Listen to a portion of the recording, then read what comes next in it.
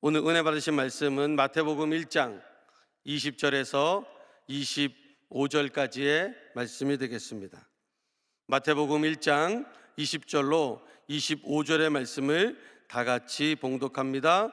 이 일을 생각할 때에 주의 사자가 현몽하여 이르되, 다윗의 자손 요셉아, 내 아내 마리아 데려오기를 무서워하지 말라. 그에게 잉태된 자는 성령으로 된 것이라. 아들을 낳으리니 이름을 예수라 하라. 이는 그가 자기 백성을 그들의 죄에서 구원할 자이심이라 하니라. 이 모든 일이 된 것은 주께서 선지자로 하신 말씀을 이루려 하심이니, 이르시되 보라, 처녀가 잉태하여 아들을 낳을 것이요 그의 이름은 임마누엘이라 하리라 하셨으니, 이를 번역한즉 하나님이 우리와 함께 계시다 함이라. 요셉이 잠에서 깨어 일어나 주의 사자의 분부대로 행하여 그의 아내를 데려왔으나 아들을 낳기까지 동침하지 아니하더니 나음의 이름을 예수라 하니라. 아멘. 저는 오늘 여러분들과 함께 마태복음 1장 20절로 25절의 말씀을 가지고 예수 임마누엘, 이러한 제목으로 여러분과 은혜를 나누겠습니다. 이제 이번 주가 지나면 바로 예수님이 탄생하신 성탄절입니다. 이 성탄절은 희망의 날이고 기쁨의 날이고 또 구원의 시작이 이루어진 날임을 믿으시기 바랍니다. 왜냐하면 성탄절은 죄와 절망으로 치닫던 인생을 생명과 희망으로 바꾸어 놓는 축복의 날인 것입니다. 그래서 인류 역사의 전환점이라고 말을 할 수 있습니다. 그래서 온 인류가 성탄절이 되면 다 일손을 멈추고 하나님을 찬양하는 것입니다. 그러므로 우리들도 성탄절을 기뻐하고 즐거워하고 죽을 수밖에 없는 온 인류에게 구원의 시작이 이루어지는 성탄절을 주변의 사람들에게 나누는 여러분 되시기를 주님의 이름으로 축원을 드립니다. 오늘 본문은 예수님의 탄생에 대한 이야기를 서술하고 있습니다. 마리아라는 여인이 요셉이라고 하는 청년과 약혼을 하였고 아직 결혼까지 가지는 않았습니다. 그런데 그 사이에 어떤 일이 벌어지냐, 이 여인에게 임신이라고 하는 사실을 알게 됩니다. 보통 이런 경우에 이스라엘의 법이나 규례는 그 여인을 마을에서 내쫓거나 아니면 돌로 쳐 죽이게 되어 있습니다. 이 여인은 약혼한 후에 결혼하기 전에 누구의 아이인지도 모르는 아이를 임신했기 때문에 그 마을에서 또 그 단체에서 부정한 여인이 되는 것입니다. 그리고 간음한 여인이 되는 것입니다. 이스라엘의 삶에 대한 원리가 10계명인데 그 10계명에서 제 7계명에 금하고 있는 간음을 한 것이기 때문에 같은 공동체 일원으로 생활할 수가 없습니다. 그래서 마을에서 쫓아내든지 아니면 돌로 쳐 죽입니다. 요한복음 8장 4절로 5절에 보면 이런 말씀이 나옵니다. 예수께 말하되, 선생이여, 이 여자가 간음하다가 현장에서 잡혔나이다. 모세는 율법에 이러한 여자를 돌로 치라 명하였거니와 선생은 어떻게 말하겠나이까. 간음하다가 현장에서 잡힌 여인을 돌로 쳐 죽이라는 것이 율법이라고 예수님께 사람들이 말하고 있는 것입니다. 이때 예수님은 어떤 생각이 들었을까요? 아마 자기 자신의 어머니의 생각이 들었을 것 같습니다. 자기를 임신했을 때, 예수님을 임신했을 때 똑같이 마리아도 간음한 건 아닌데 부정한 여인으로 취급되어서 마을에서 약혼하고 임신했기 때문에 쫓겨날 수밖에 없는 그러한 처지에 있었다라는 것이 생각이 났습니다. 그래서 예수님은 이 여인을 정죄하지 않습니다. 너희 중에 죄 없는 자가 돌로 치라고 이야기하면서 그 여인에게서 다 떠나가는 모습을 보게 하였습니다. 예수님의 어머니인 마리아가 바로 간음한 여인과 같은 취급을 받는 그런 상황에 놓이게 된 것입니다. 또 이 마리아라는 여인도 자기가 남자를 알지 못하는데 임신이 되었다고 하니까 얼마나 기가 막히겠습니까? 지금은 혼전 임신에 대해서 쉽게 이야기할 수 있지만 그 당시에는 목숨이 왔다 갔다 하는 그런 상황이었을 것입니다. 그런데 마리아는 남편을 잘 만났어요. 요셉이라고 하는 남편 될 사람이 의로운 사람이었어요. 그래서 이 일을 크게 문제 삼지 않고 조용히 마무리 지으려고 하였습니다. 그냥 약혼이 없는 것으로 하고 마리아와 결혼도 하지 않는 것으로 해서 가만히 끊고자 하였습니다. 다른 사람 같았으면요, 머리끄댕이를 붙잡고 와가지고 도대체 어떤 사람하고 어떤 놈하고 붙어먹어서 이 난리를 치냐고 난리를 쳐도 시원치 않을 상황인데, 요셉은 아주 점잖은 사람이었어요. 의로운 사람이었어요. 그래서 조용히 일을 마무리하려고 하였습니다. 그런데 그때 주님의 사자가 요셉에게 나타납니다. 그리고 이야기합니다. 이것은 마리아의 잘못이 아니라, 마리아에게 잉태된 것은 사람으로 된 것이 아니라 바로 성령에 의해 된 것이다. 그러니까 마리아를 데려오는 것을 주저하지 말라. 그리고 네가 그 마리아를 보호해 주어야 한다라고 이야기한 것입니다. 여러분, 우리가 성경을 잘 아니까 그런가 보다 얘기할 수 있지만, 요셉의 입장에서 보면 얼마나 힘이 들겠습니까? 얼마나 어렵겠습니까? 뱃속에 있는 아이가 자기 아이가 아닌 것을 아는데 어떻게 결혼을 할 수 있으며 어떻게 데려올 수 있겠습니까? 성령에 의해 된 것이라고 하는데, 그 당시 요셉에게 이것을 믿을 만한 경험과 근거가 없었습니다. 그래서 요셉은 굉장히 힘들었을 것입니다. 그런데 그때 하나님이 다시 말씀하십니다. 그게 오늘 본문 마태복음 1장 21절입니다. 아들을 낳으리니 이름을 예수라 하라. 이는 그가 자기 백성을 그들의 죄에서 구원할 자이심이라 하니라. 이렇게 말하고 있습니다. 그냥 낳으라고 한 게 아니라 성별을 가르쳐주고 이름을 가르쳐주고 이 사람이 어떻게 될 것이라는 것을 가르쳐주면서 그 아이를 낳으라고 이야기한 것입니다. 그때 뭐라고 말합니까? 첫째로 이름을 예수라 하라 말하고 있습니다. 요셉에게 하나님의 사자가 마리아를 데려와서 아이를 낳으라고 하면서 그 아이의 이름을 가르쳐 줍니다. 그 아이의 이름이 무엇입니까? 바로 예수라고 하라는 것입니다. 여러분, 이름에는 특별한 의미가 있습니다. 성경의 위대한 인물들은요, 하나님께서 그들의 이름을 바꾸어 주시거나 아니면 태어날 때 그의 이름을 가르쳐 주십니다. 하나님께서도요, 자기 자신에 대해서 뭐라고 말하냐? 자기 자신의 이름을 가르쳐 주실 때가 있었어요. 모세가 호렙산에서 하나님의 영광의 빛을 보고 나서 하나님의 명령을 받아 이스라엘을 출애굽시킵니다. 그때 모세가 하나님께 물어봅니다.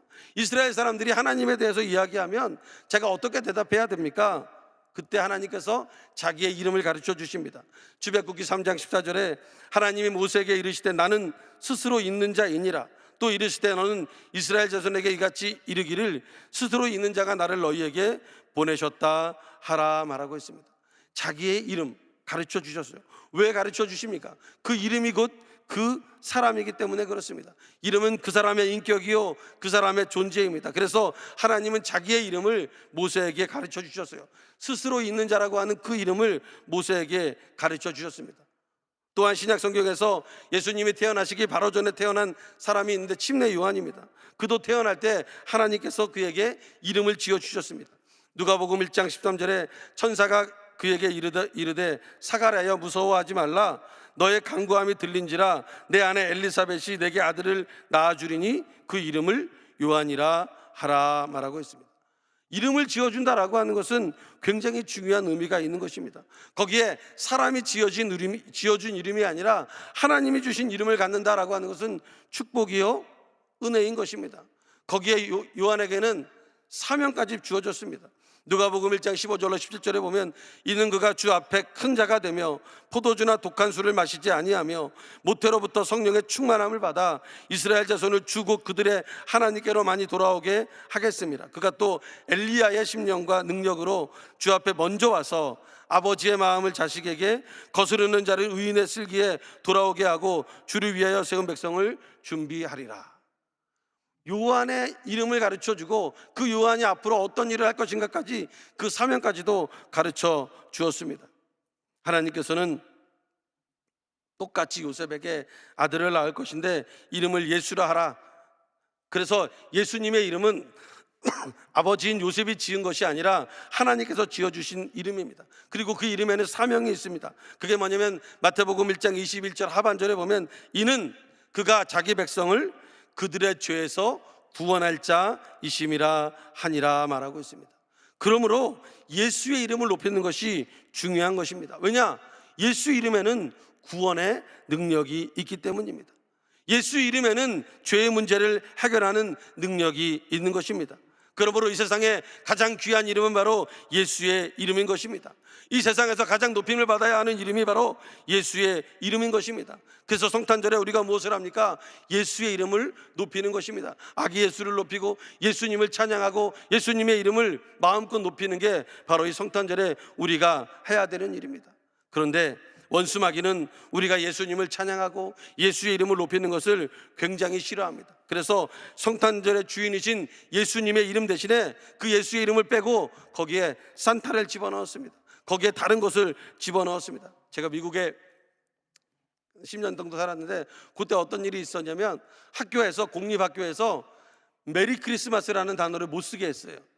그리고 메리 크리스마스가 종교 편향적이다, 뭐 이슬람이나 아니면 다른 힌두교나 이런 종교에 비해서 메리 크리스마스라고 하는 것은 굉장히 기독교적으로 종교 편향적이기 때문에 그걸 쓰지 못하게 하고 무엇을 쓰게 했냐?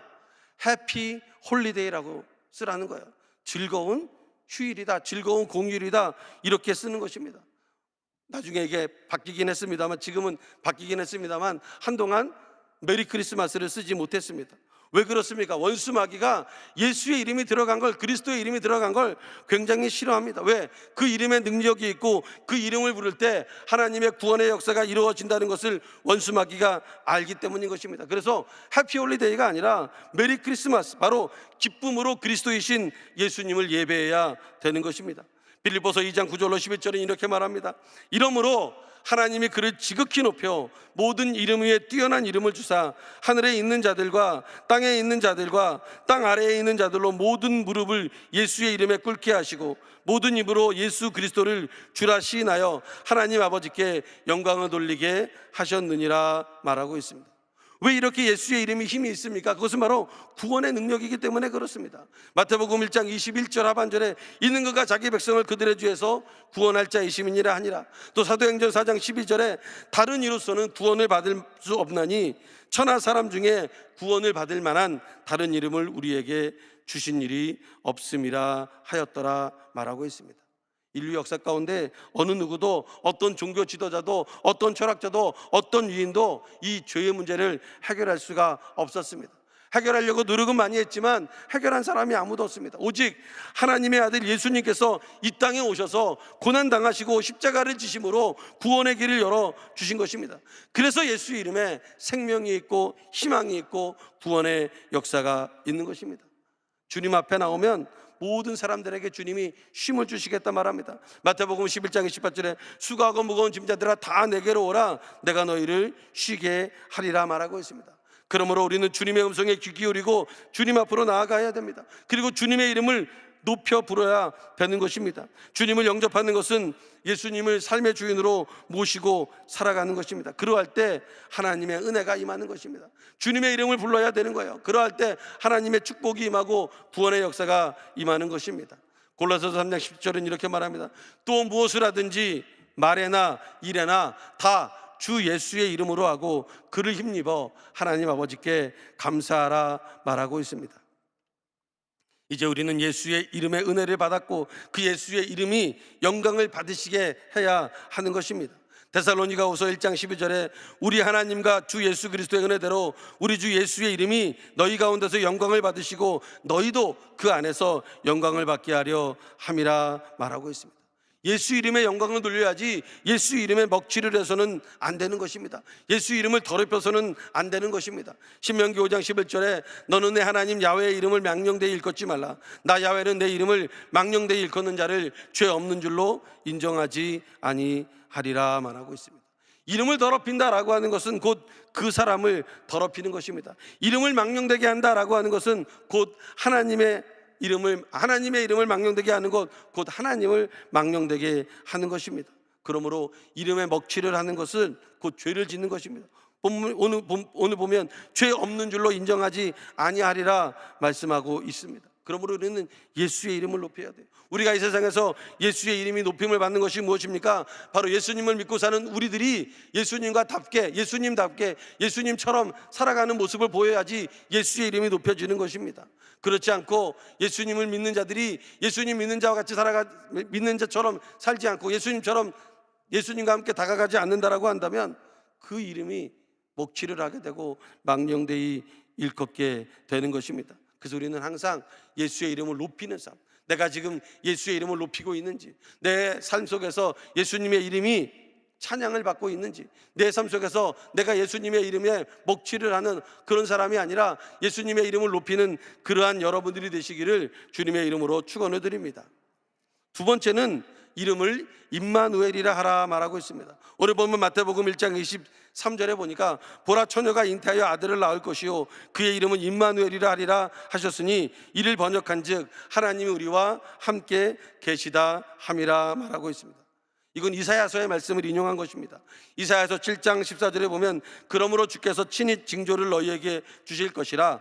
보라, 처녀가 잉태하여 아들을 낳을 것이요 그의 이름을 임마누엘이라 하리라 말하고 있습니다. 예수님께서 태어나기 700년 전에 이사야 선지자가 예언한 말씀입니다. 여기서 예수님의 이름을 임마누엘이라고 이야기하고 있습니다. 예수라는 말의 뜻은 아까 우리가 말씀드렸듯이 우리를 죄에서 구원할 자, 능력 있는 하나님의 이름이라고 말하고 있습니다. 그러면 임마누엘의 말의 뜻은 무엇입니까? 바로 우리와 함께 하겠다라는 것입니다. 그러므로 예수님이 이 땅에 오신 목적은 바로 우리를 구원하시고 그것으로 끝나는 게 아니라 우리와 함께 하기 위해서 오신 것입니다. 그래서 예수님은 변화산상에서도 그곳에 계속 머물러 계시지 아니하고 이 땅으로 내려오신 것입니다. 왜? 우리와 함께 있기 위해서. 예수님이 임마누엘이기 때문에 함께 하려고 이곳에 내려온 것입니다. 예수님이 우리와 함께 있겠다라고 하는 것은 무엇을 뜻합니까? 우리를 보호해 주겠다는 것입니다. 우리를 지켜주겠다는 것입니다. 원수마귀가 드글드글한 이곳에서 예수님이 우리를 지키시고 보호하시고 인도해 주시는 것입니다. 동네에서요, 아이들이 싸우는 경우들이 있습니다. 제가 어렸을 때는 요새는 그런 적이 별로 없는 것 같은데 아이들이 종종 싸웁니다. 그러면 어떤 아이가 이기는 줄 아십니까? 제가 보니까 아빠랑 같이 있는 아이가 이깁니다. 힘이 세고 안 세고는 중요하지 않아요. 능력이 있고 없고 중요하지 않습니다. 아빠와 같이 있으면 그 아이에게는요, 요새 말로 울트라 파워가 생깁니다. 아빠와 같이 있으면 쫄지 않습니다. 아빠와 같이 있으면 겁이 없어집니다. 내가 맞을지 몰라도 내가 맞으면 누가 때려줍니까? 아빠가 때려주니까 그런 생각에서 막 덤비니까 힘이 나는 거예요. 여러분, 국제정세를 볼 때 북한이 미사일 쏘아대고 뭐하고 있는데 실질적으로 남한과 북한의 전력을 비교해 보면 남한이 약간 뒤진다고 해요. 실질적인 전력으로. 왜냐하면 남한은 60만 대군이라 그러는데 북한은 200만이라고 합니다. 남한에는 잠수함이 없습니다. 그러나 북한에는 잠수함이 있습니다. 약간 여러 가지 비교해 보면 좀 우리가 떨어진다라고 생각하는데 근데 북한이 못 쳐들어와요. 왜 그러냐? 미국이 있기 때문에 우리에게 못 쳐들어옵니다. 남한이 객관적인 전력은 약한데 미국과 서구 우방이 동맹을 맺고 있기 때문에 힘이 생기고 용기가 생기는 거예요. 여러분, 아버지만 같이 있어도 힘이 나고 미국만 같이 있어도 안전하다고 이야기합니다. 그런데 우리 하나님은 아버지보다 크고 미국보다 훨씬 능력이 많고 강대하신 분이십니다. 그런 하나님이, 그런 예수님이 나와 함께 있겠다, 임마누엘이라고 한다면 그것은 엄청난 축복이 있다고 하는 것을 믿으시기 바랍니다. 고린도후서 4장 14절에 보면 주 예수를 다시 살리신 이가 예수와 함께 우리도 다시 살리사 너희와 함께 그 앞에 서게 하실 줄을 아노라 말하고 있습니다. 여러분, 주님이 함께 하시면 우리가 다시 살아나게 된다는 거예요. 죽었다가도 다시 살아나게 된다는 것을 이야기하고 있는 것입니다. 예수와 함께, 우리와 함께 하겠다고 말씀하고 있는 것입니다. 십자가에 달리신 예수님께서 그 옆에 있는 강도에게 이렇게 말합니다. 누가복음 23장 43절에 보면 예수께서 이르시되 내가 진실로 내게 이르노니 오늘 내가 나와 함께 낙원에 있으리라 하시니라 말하고 있습니다. 함께하는 것이 엄청난 축복이요 은혜입니다. 그런데 여기서 사람들은 낙원에 초점을 맞추고 있어요. 근데 낙원이 중요한 게 아니라 이 누가복음 그 옆에 있는 강도에게 있어서 가장 중요한 말은 낙원이 아닙니다. 바로 함께 있겠다라는 것입니다. 예수 믿는 우리들이 경계해야 될 가장 중요한 것이 무엇입니까? 예수 없이 교회 다니는 것입니다. 예수님과 함께 해야 되는데 예수님과 함께 하지 않고 신앙생활 하는 것입니다. 많은 사람들이 예수님을 믿고 교회를 나오는 것이 아니라 교회 나오는데 예수님하고 멀어지는 경우가 있다는 것입니다. 이것이 비극이라는 것입니다. 믿음 생활이라고 하는 중심이 중요하지 않고 교회 생활이라고 하는 겉으로 비치는 모습만 중요하게 보여지는 그런 시대에 살고 있는 것입니다. 그래서 우리는 예수님과 함께 있어야 돼요. 어떤 경우에도 주님과 함께 있어야 돼요. 사람은 떨어질지라도 예수님은 붙잡아야 되는 것입니다.